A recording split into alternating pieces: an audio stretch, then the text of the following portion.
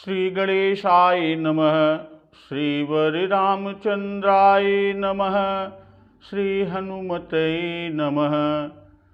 श्री गुरुचरण कमलेभ्यो नमः। उमापति महादेवाय नमः।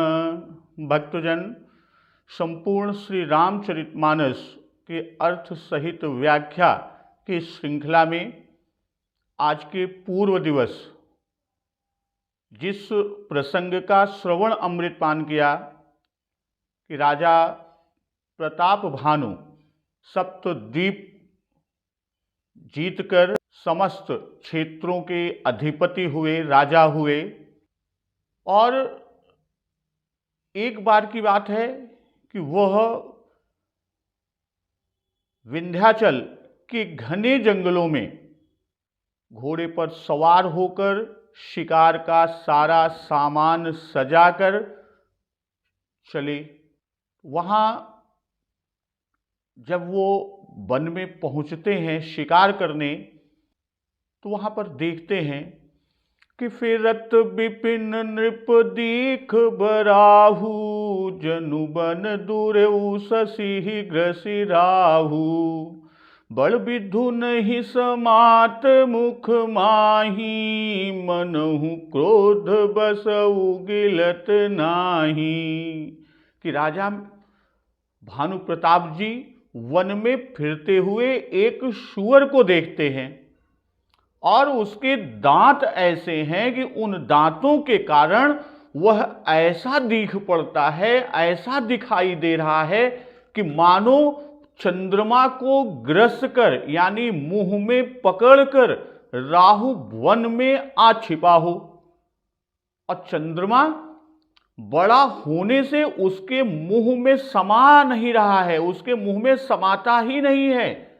और इस तरह मानो क्रोधवश वह भी उसे उगल नहीं रहा है, उसे उगलता नहीं है।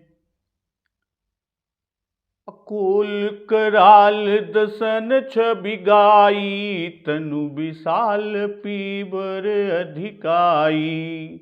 गुरु घुरात है आरौ पाए, चकित बिलोकत कान उठाए। भाई यह तो सूअर के भयानक दांतों की शोभा को बताए, और इधर उसका शरीर भी बहुत विशाल और मोटा यानी बहुत विकराल था। और घोड़े की आहट पाकर घुरु घुरात है आरौ पाए, चकित बिलोकत कान उठाए। तो घोड़े की आहट पाकर वह घुरघुराता हुआ कान उठाए चौकन्ना होकर देख रहा है। और किस तरह का वो बराह है, सूअर है कि नील महीधर शिखर सम, देख विशाल बराउ। चपरि चलऊ है सुटुक नृप, हाकि न होई निबाऊ। कि नील पर्वत के शिखर के समान विशाल शरीर वाले उस सूअर को देखकर राजा प्रताप भानु घोड़े को चाबुक लगाकर तेजी से चला और सूअर को ललकारा कि अब तेरा बचाव नहीं हो सकता, अब तुम्हें कौन निभाएगा। तो इस तरह आज इसी से आगे के प्रसंग को लेकर चलते हैं कि आवत देखी अधिक रव बाजी, चलऊ बराह मरुत गति भाजी। तुरत कीन्ह नृप सर संधाना, महि मिल गयौ बिलोकत बाना। तकी तकी तीर महिष चलावा, करि छल सूअर शरीर बचावा। प्रगटत दुरत जाई मृग भागा, ऋषभस भूप चलऊ संग लागा। यहां जो स्थिति है, जब वह घोड़े की आहट को पाकर कान उठाकर चौकन्ना होकर देखता है और राजा के घोड़े की आवाज को सुनकर, उसके टापों की आवाज को सुनकर सूअर भागता है तो राजा जी उसका पीछा करते हैं। तो यहां कि घोड़े की अधिक रफ्तार से अपनी ओर आते हुए देख वराह यानी सूअर वायु की चाल से भाग चला कि चलऊ बराह मरुत गति भाजी, अर्थात हवा हो गया। अतुरत कीन नृप सर संधाना, मही मिल गयो बिलोकत बाना। और राजा ने तुरंत बाण को धनुष पर चढ़ाकर चलाया और बाण को देखते ही मही मिल गयो बिलोकत बाना, तो बाण को देखते ही वह सूअर पृथ्वी में दपक गया, मिल गया यानी पृथ्वी से चिपक गया, दपक गया। और तक तीर महिष चलावा, करि छल सूअर शरीर बचावा। और राजा ने ताक ताक कर तीर चलाए, तकी तकी, तो यहां तकी तक का मतलब देख देख कर तीर चलाए और सूअर छल कर करके अपने शरीर को यानी स्वयं को बचाता रहा। अप्रगटत दुरत जाई मृग भागा, ऋष बस भूप चलऊ संग लागा। तो कभी वह सूअर छिपता तो कभी प्रकट हो जाता। इस तरह वह पशु भागता जाता, वह सूअर वह बराह भागता जाता और राजा क्रोध के मारे, रिस के मारे उसके पीछे लगे चले जाते कि अब तुम्हारा निर्वाह कौन करेगा, कौन तुम्हें बचाएगा, और उसके पीछे राजा जी चलते हैं। तो यहां का जो प्रसंग है कि आवत देखी अधिक रव बाजी, चले बराह मरुत गति भाजी। भाई शूकर तो यही राह देख रहा था। भाई वृष केतु ही तो शूकर के रूप में आया है, राक्षस है, मायावी है, तो वो तो ये राह देख रहा था कि राजा मेरी ओर कब आवे और कब हम राजा जी को कपटी मुनि के आश्रम की ओर लेकर भागूं। उन्हीं के पास तो ले जाना उसका उद्देश्य था। और यहां कि आवत देख अधिक रवबाजी, तो अधिक रवबाजी यानी घोड़े को भारी वेग से आता हुआ देखा। वो कौन? वह शूकर वराह। अब मरुत गतिभाजी कि घोड़े के वेग से चलने पर से अब शूकर अपना बचाव नहीं कर सकेगा, निर्वाह नहीं हो सकेगा। इसी से वह शूकर या वह वराह या सूअर गति से भागा। किसकी गति से? पवन की गति से भागा। भाई पवन के वेग से चलना, हवा हो जाना, वास्तव में यह एक मुहावरा है। कहने का आशय है कि बहुत शीघ्रता से चलना, बहुत शीघ्रता से वहां से भागना। और अधिक रव का अर्थ कि घोड़ा पवन के वेग से दौड़ा। इसी से शूकर या वराह भी वायु की गति से भागा। अतुरत कीन्ह नृप सर संधाना, मही मिल गयो बिलोकत बाना।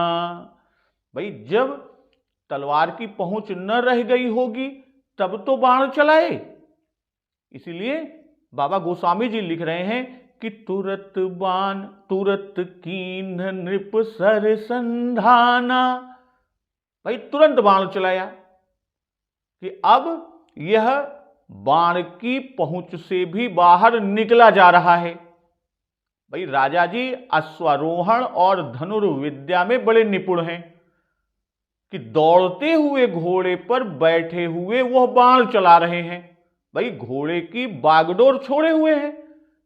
अगर धनुष बाण में फंसे हैं, धनुष बाण चला रहे हैं, तो स्वाभाविक है कि दोनों हाथ धनुष और बाण के साथ है।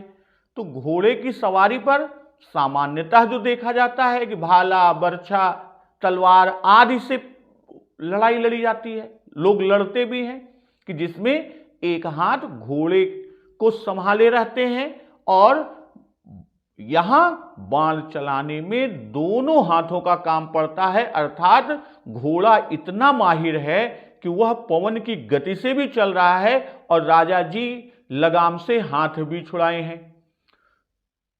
तो तुरत कीन्ह नृप सर संधाना, जैसे ही राजा ने बाण का संधान किया, मही मिल गयो बिलोकत बाना, कि बाण की अपनी ओर आते हुए देखते ही वह क्या किया, पृथ्वी में दुपक गया।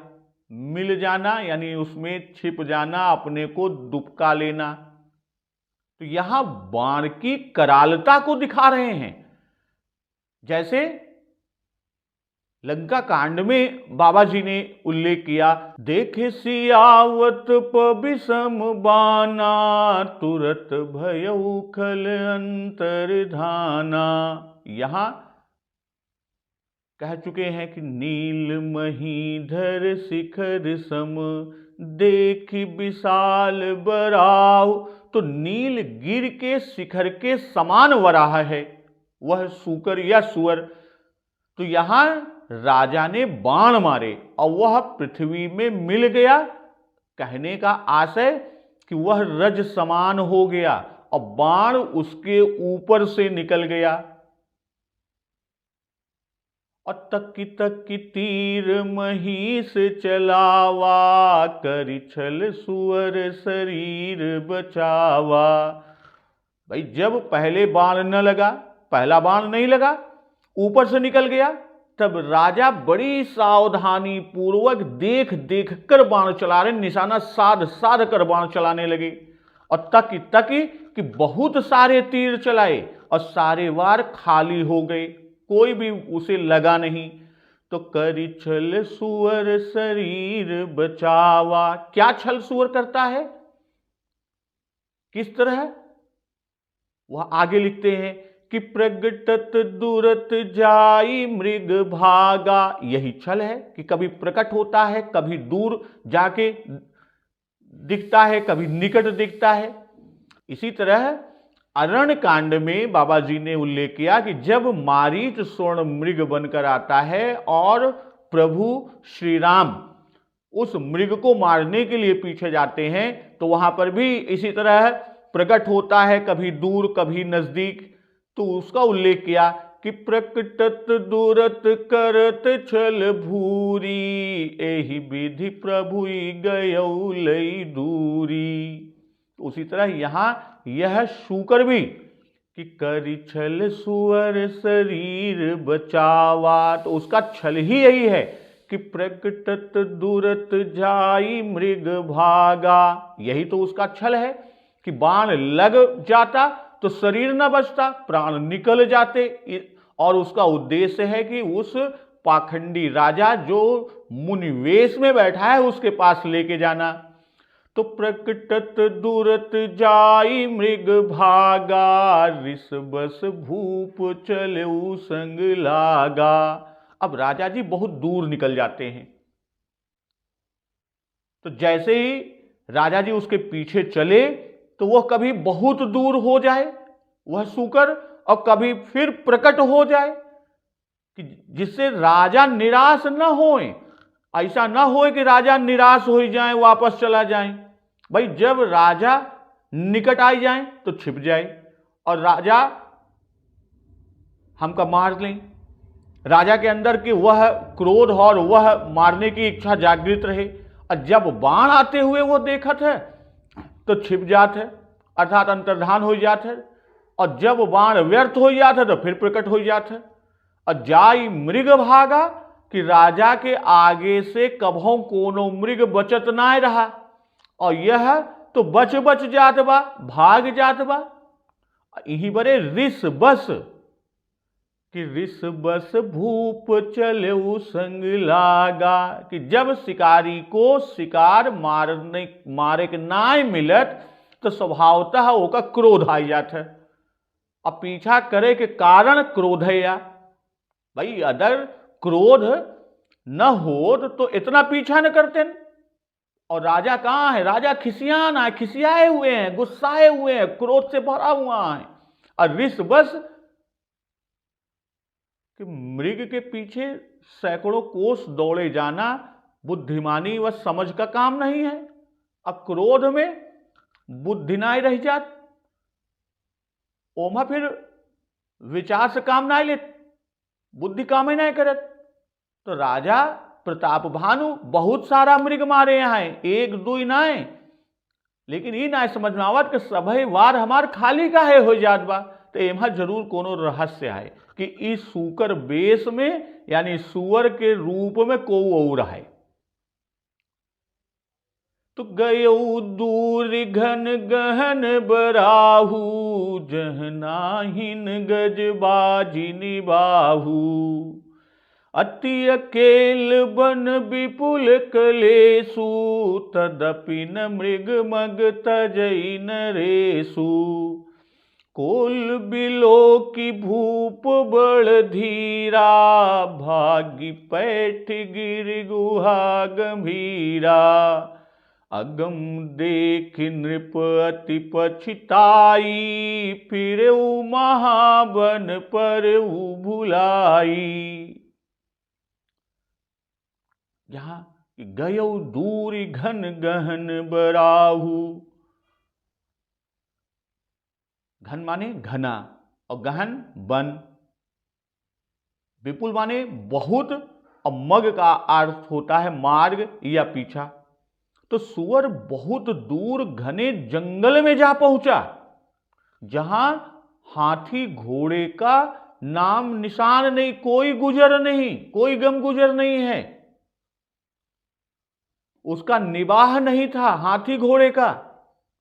और अति अकेल बन विपुल कलेसु, तदपि न मृग मग तजई नरेसु। यद्यपि राजा बिल्कुल अकेला है, मन में बहुत क्लेश है, तो भी वह शिकार का पीछा न छोड़त हैं। कोल बिलो की भूप बड़ धीरा, भागी पैठ गिर गुहा गंभीरा।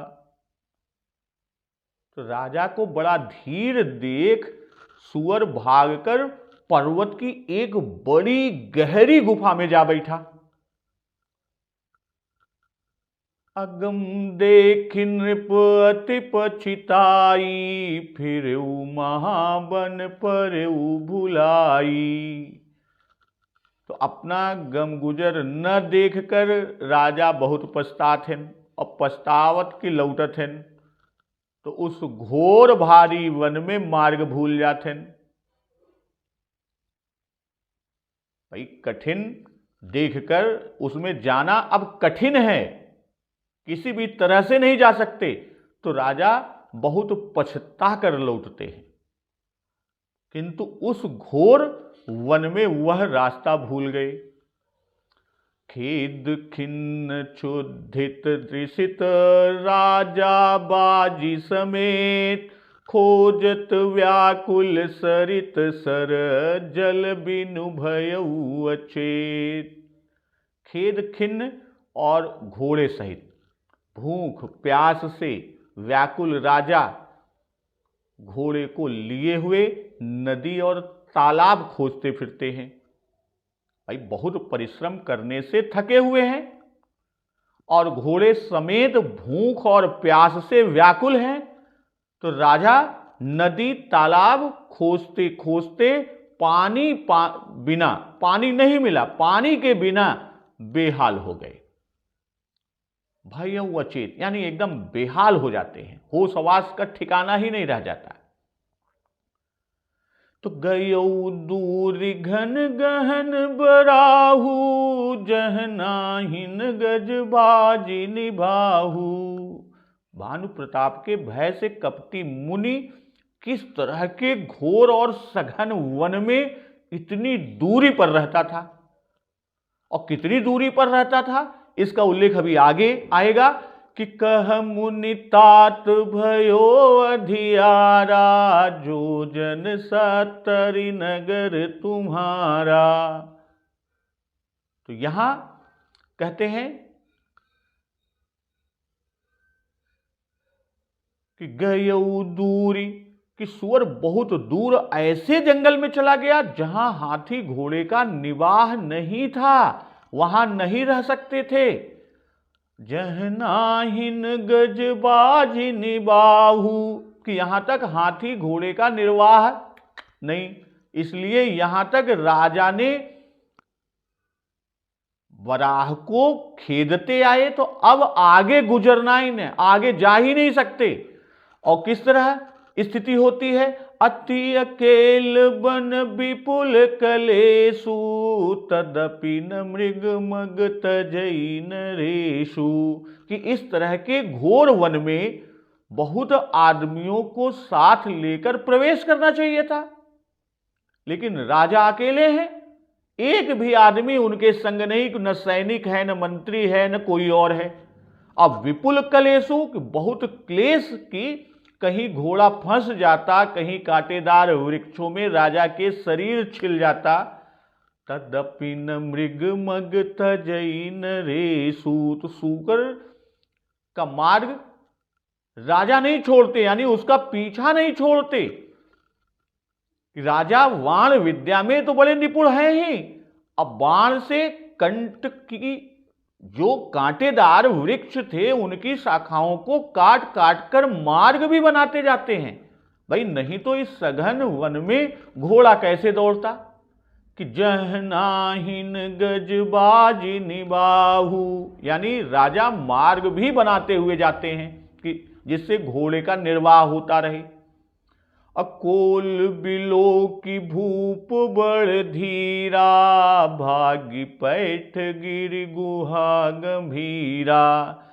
तो कालकेतु जो सूकर है को यह विश्वास था कि महावन में प्रवेश करते ही जहां घोड़े का जाना संभव नहीं है, उसका निर्वाह नहीं है, तो राजा हमारा पीछा छोड़ देंगे। किंतु उसको धोखा हुआ, राजा ने पीछा ही नहीं छोड़ा। तब भागी पैठ गिरी गुहा गंभीरा, कि यहीं तक राजा को ले आने का उसका प्रयोजन था कि यह गंभीर गुफा कपटी मुनि के आश्रम के पास है। और गहरी गुफा में डरकर वह जा बैठा और यह समझकर वहां गया कि वैसे तो राजा पीछा नहीं छोड़ेंगे, अवश्य मार डालेंगे, मेरे प्राण तो ले ही लेंगे, और यह गुफा अत्यंत अगम है, इसके भीतर अब राजा नहीं आ सकेंगे। अगम देख नृप अति पछिताई, कि अगम्य, अब वहां संभव ही नहीं था आगे जाना। अगम्य को देखकर वह उसमें प्रवेश न कर सकते थे, इसलिए शिकार हाथ से निकल जाने का पश्चाताप हुआ। भाई पछताना यह है कि परिश्रम सारा व्यर्थ हो गया, शिकार भी नहीं मिला, अब प्राणों के भी लाले पड़े हुए हैं। तो आगे कहते हैं फिर महाबन पर भुलाई, लौट पड़े उसी रास्ते, तो फिर भूले कैसे, फिरो यानी लौटते हैं। महाबन पर भुलाई, यानी राजा जी भूखे और प्यासे भी थे कि प्यास के कारण रास्ता छोड़कर इधर उधर जलाशय ढूंढने लगे। अब मार्ग पर कोई जलाशय तो था नहीं, नहीं तो मार्ग क्यों छोड़ते, रास्ता ही ना भूलते। भाई मार्ग पर तो कोई जलाशय था नहीं, इसी से वह जलाशय खोजने लगे। और राजा जी ने बुद्धि से जल का अनुमान किया होगा कि कोई जल पक्षी पास दिखाई पड़ा होगा। जिस तरह हनुमान जी जब सीता जी की खोज में जा रहे थे और सभी लोग भूख प्यास से बिल्कुल व्याकुल थे, तो उनको भी वही जीव दिखाई पड़े थे कि चक्रबाक बक हंस उड़ाही, बहुतक खग प्रभ सिंह तेहि माही। तो जल से भीगे कोई पक्षी दिखाई पड़ा होगा, उससे अनुमान हुआ होगा कि निकट ही कहीं जलाशय है। तो इस तरह कपटी मुनि के आश्रम में राजा प्रताप भानु पहुंचते हैं और आश्रम के पास जल है ही, और भुलाने का कारण व्याकुलता है, और जल बिना और भूख प्यास से राजा और घोड़ा दोनों ही व्याकुल हैं। इसी से सब भूल गए। लागी तृषाय अतिशय अकुलाने, मिलई न जल घन गहन भुलाने। भाई साधारण वन होता तो न भूलते, पर यह तो महावन है इसलिए भी भूल गए। खेद खिन्न क्षुद्रित तृषित राजा बाजी समेत, खोजत व्याकुल सरित सर जल बिनु भयउ अचेत। भाई भूख और प्यास दोनों लगी है, और जल बिनु भयउ अचेत, भूख से अचेत नहीं हुए, प्यास के कारण अचेत हुए। भाई दिन भर जल पीने का अवकाश ही नहीं मिला, लगातार सूकर का पीछा करते रहे, उस पर वार करते रहे, तो परिश्रम बहुत करे, इसी से प्यास भी अधिक लगी हुई है। भाई मनुष्य भूख सह भी सकता है, पर प्यास अगर आ गई तो जान पर आ बनती है। तो खोजत सरित सर, तो राजा को नदी या तालाब से ही जल मिल सकता था, नहीं तो घोड़े को जल कैसे पिलाते। तो यहां आगे कहते हैं कि फिरत विपिन आश्रम एक देखा, तह बस नृपति कपट मुनि बेसा। जासु देश नृपलीन छुड़ाई, समर सेन तज गयउ पराई। समय प्रताप भानु कर जानी, आपन अति असमय अनुमानी। गयउन गृह मन बहुत गलानी, मिलान राज ही नृप अभिमानी। ऋषूर मारि रंक जिमि राजा, विपिन बसई तापस के साजा। तो यहां वन में फिरते फिरते राजा प्रताप भानु को एक आश्रम दिखाई पड़ा, और वहां कपट से मुनि का वेश बनाए एक राजा रहता था। कि जासु देश नृपलीन छड़ाई, समर सेन तज गयउ पराई। कि जिसका देश राजा प्रताप भानु ने छीन लिया था, और जो सेना को छोड़कर युद्ध से भाग गया था।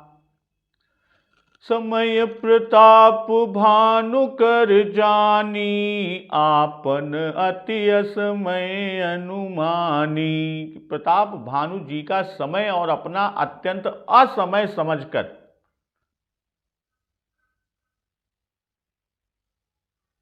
वह भाग लिया था। अगयउन गृह मन बहुत गलानी, मिलान राज ही नृप अभिमानी। और उसके मन को बहुत ग्लानि हुई, इससे वह घर भी नहीं लौटा, और न वह अभिमानी राजा भानु प्रताप से ही मिला। भाई मेल मिलाप या संधि भी नहीं किया उसने। ऋषूर मारि रंक जिमि राजा, विपिन बसई तापस के साजा। तो वह राजा दरिद्र की तरह मन में क्रोध को मारकर और तपस्वी के वेश में वन में रहने लगा। तो फिरत विपिन यानी जलाशय खोजते फिरते वन में, और आश्रम एक देखा कि आश्रम के आगे दूसरी तरफ जल है। भाई इधर ही होता तो पहले जल मिलता, पीछे आश्रम होता, और मुनियों के स्थान को ही हम आश्रम कहते हैं। तो राजा कौन? जिसका राजपाट सब कुछ राजा प्रताप भानु ने छीन लिया था, तो वह राजा मुनि बना है। इसी से उस स्थान को आश्रम कह रहे हैं। अतः बस नृपति कपट मुनि बेसा।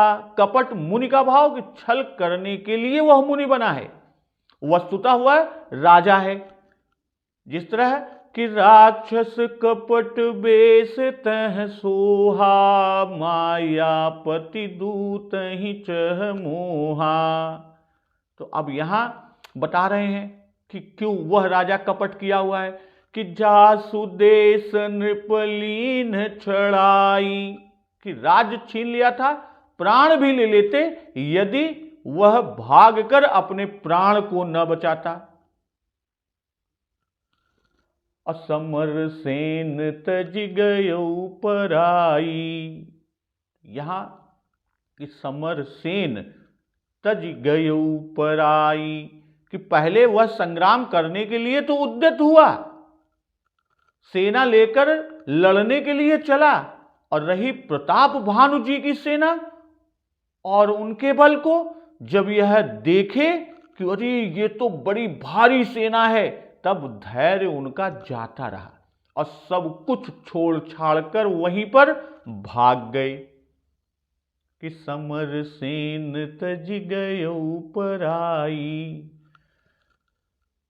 समय प्रताप भानु कर जानी, आपन अति असमय अनुमानी, कि क्षत्रिय के लिए रण से भागना बड़ी लज्जा और दोष की बात है। तो इसी पर कह रहे हैं कि समय भानु प्रताप कर जानी, यानी समय भानु प्रताप जी के अनुकूल है, उनका भाग्य उनका प्रताप उदय पर है, और समय के अनुकूल बरतना नीति है, और नीति की आज्ञा है कि समय पर राजा किसी भी प्रकार से अपने प्राणों की रक्षा कर सकता है। यहां तक कि देवता लोग भी शत्रु को प्रबल देखकर भाग जाते रहे हैं कि देखी विकट भट बड़ी कटिकाई, जच्छ जीव लई गए पराई।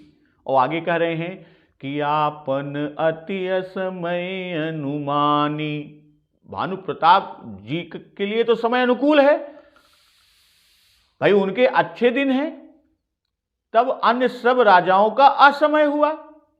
इसी से भानु प्रताप ने सबको जीता और जीतकर देश छीन लिए। तो राजा ने भानु प्रताप का समय देखा, अर्थात यह देखा कि यह तो सातवें द्वीप को जीत लेंगे, सर्वत्र इनका राज्य ही हो जाएगा, इसलिए यह तो राजा ही बना रहेगा, और रहे हम तो राजा से रंक हो गए। इससे यह जान पड़ता है कि हमारा अति असमय है, हमारे सितारे, हमारे नक्षत्र, हमारे दिन बहुत बुरे हैं।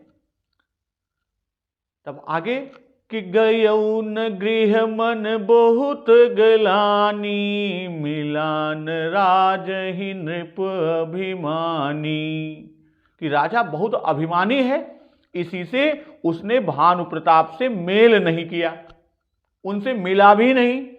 भाई क्षत्रिय होकर रण से भागे, इस बात की ग्लानि मन में बहुत वह सता रही है, इसी से घर भी नहीं गए, किसी को क्या मुंह दिखाऊंगा, वहां जाकर क्या बताऊंगा, यही सोच सोचकर कि राजा हम भी हैं और राजा ये भी हैं।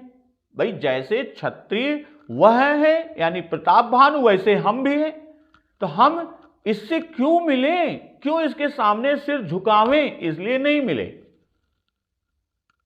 जो राजा भानु प्रताप के वश में हो गए और भानु प्रताप जी से मिले, उन्हें भानु प्रताप जी ने छोड़ दिया, और ये न मिले, इससे इनका देश भी छीन लिया, और ग्लानि के कारण यह घर वालों से भी न मिल पाए, तो घर बार भी छूटा, इसलिए वन में जाकर बसे, और वहां खोजने को आएगा कौन। इसलिए कहते हैं कि मिलान राजहि नृप अभिमानी, अरिसूर मारि रंक जिमि राजा, विपिन बसई तापस के साजा। राज छुड़ा लिया, राज सुख छूट गया, और यही रिस है, क्रोध है, गुस्सा है। और आगे उल्लेख आएगा, समुझ राज सुख दुखित यराती, अवा अनल इव सुल गई छाती।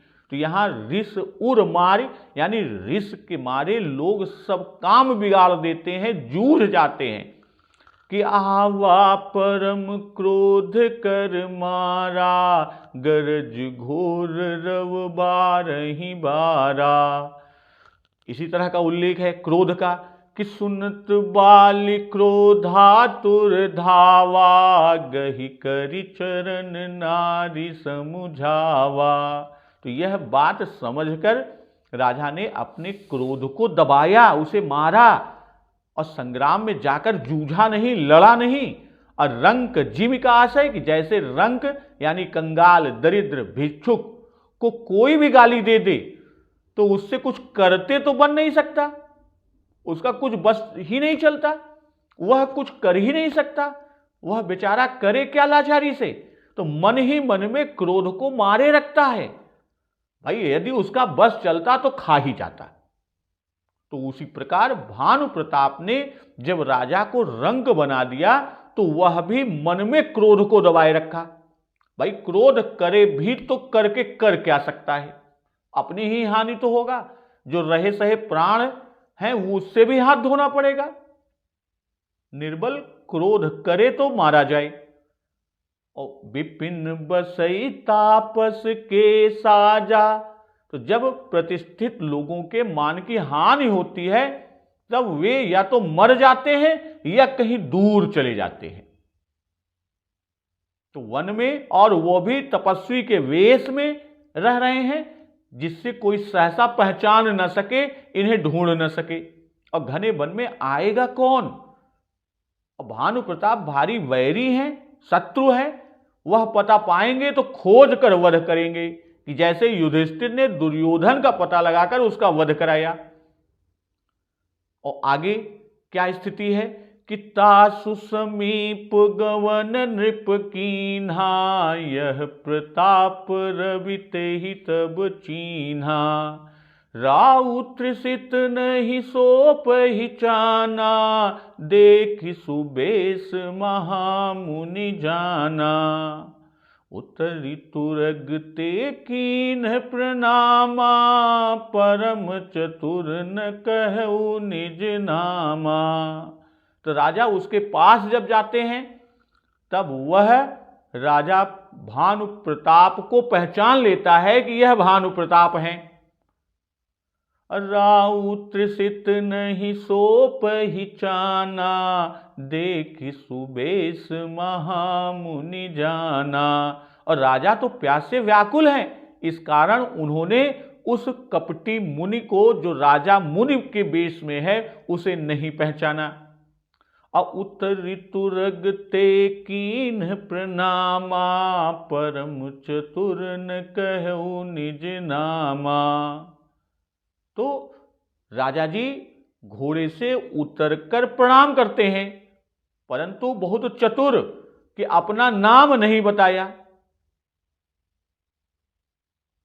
अब भूपति त्रिसित बिलोकित ही, सरबरु दीन देखाई, मज्जन पान समेत हय कीन्ह नृपति हर्षाई।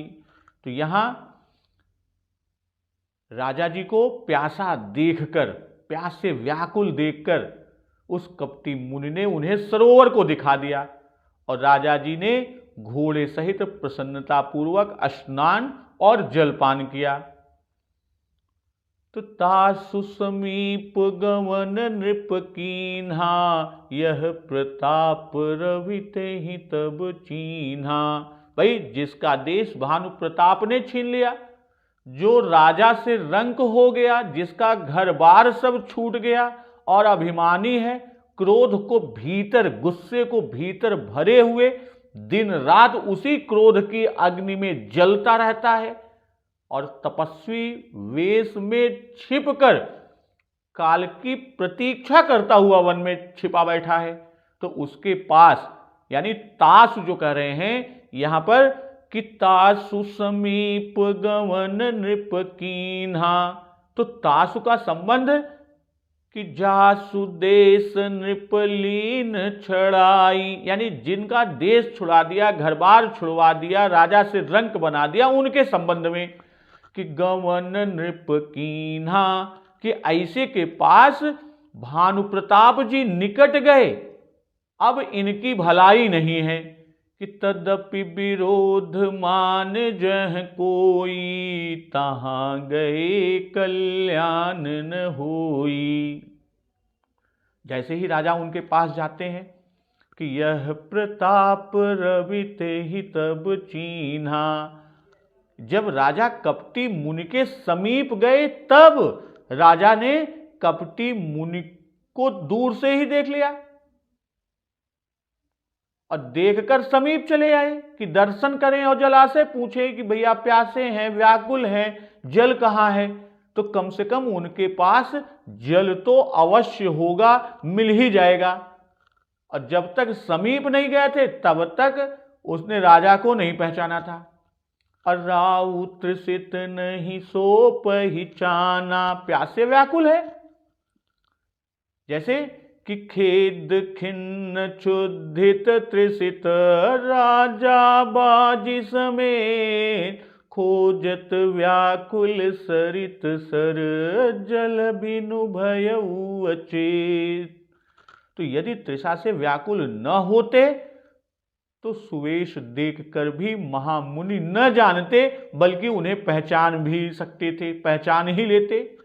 तो उत्तरी तुरगते कीन्ह प्रणामा। भाई देव मंदिर, तीर्थ, संत महात्मा आदि गुरुजनों को देखकर सवारी से उतरकर अस्त्र शस्त्र उतारकर उसे अलग रखकर तब उन्हें प्रणाम करते हैं, और यही करना भी चाहिए।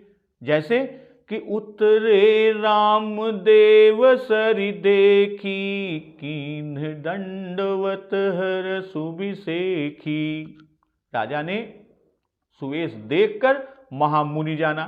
भाई वो मुनि के वेश में था, इसलिए घोड़े से उतरकर नीति जैसी है कि विधिवत प्रणाम करते हैं। अपरम चतुर न कहु निज नामा। नाम न प्रकट करने से यहां पर परम चतुर कि न कहु निज नामा। भाई प्रणाम करने के समय अपना नाम और पिता का नाम कहकर प्रणाम करना चाहिए। जैसे पितु समेत कही कही निज नामा, लगे करन सब दंड प्रणामा। जब शिव जी का धनुष भंग हुआ था सीता स्वयंवर में, और क्रोध में परशुराम जी आए थे, तो सारे राजा पितु समेत कही कही निज नामा, लगे करन सब दंड प्रणामा। तो वही कि नाम और पिता का नाम कहकर प्रणाम करना। तो भानु प्रताप जी ने अपना नाम नहीं बताया। अब भूपति त्रिषित बिलोकिते ही, सरबरु दीन देखाई, मज्जन पान समेत हय, कीन्ह नृपति हर्षाई। राजा ने अपने से प्यास होने की बात को नहीं कही। कपटी मुनि ने, जो राजा कपटी मुनि बना हुआ है, मुनि के वेश में बैठा हुआ है, वह प्यासा देखकर अपने से ही बिना पूछे बिना कहे बता देता है कि आप प्यासे जान पड़ते हैं, जाइए उस सरोवर से प्यास को बुझाइए। तो अब यहां है कि कैसे जाने, तो वह चेष्टा से जाने। इसी से बिलोकी कहा कि भूपति त्रिषित बिलोकिते ही, तो वो चेष्टा से जान गए। भाई त्रिषित देखकर जलाशय बताया, तो यह बड़ी चतुराई और बुद्धिमानी का काम कि वह कपट से साधु बना है, इसी से उसने अपनी दया का परिचय दिया, आचरण से साधु होना दिखाया कि हम भी साधु हैं, जिससे राजा यह न समझे। हमें व्याकुल देखकर हम पर महात्मा को बड़ी दया आ गई, इसलिए उन्होंने इस तरह बताया। भाई संत तो दयालु होते ही हैं, और दूसरे का दुख देखकर दया आ जाती है। जिस तरह जब जयंत जी के पीछे रघुवर का बाण लगा था और विकल देखा था तो नारद जी को दया आई थी कि नारद देखा विकल जयंता, लागी दया कोमल चित संता। तो कपटी मुनि यही बात अब आगे स्वयं कहेगा भी कि चक्रवर्ती के लक्षण तोरे, देखत दया लागी अति मोरे। तो वह आगे कहेंगे भी। और इसमें कि जब सरोवर दीन दिखाई, तो कि साधु ने सरोवर तो दिखा दिया, तो इसमें एक भीतरी कपट भी छिपा है कि राजा कहीं पानी पीकर उधर ही उधर न चले जाएं, इसी से वो साथ जाता है। और ऊपर से यह दिखा रहा है कि राजा जल बिना अचेत हैं, व्याकुल हैं, अकेले सरोवर ढूंढने में कहीं क्लेश ना हो, इसलिए वो साथ जा रहे हैं। तो निज आश्रम तापस लई गयऊ, तो वह अपने आश्रम में ले जाएगा। और आगे कह रहे हैं मज्जन पान समेत है,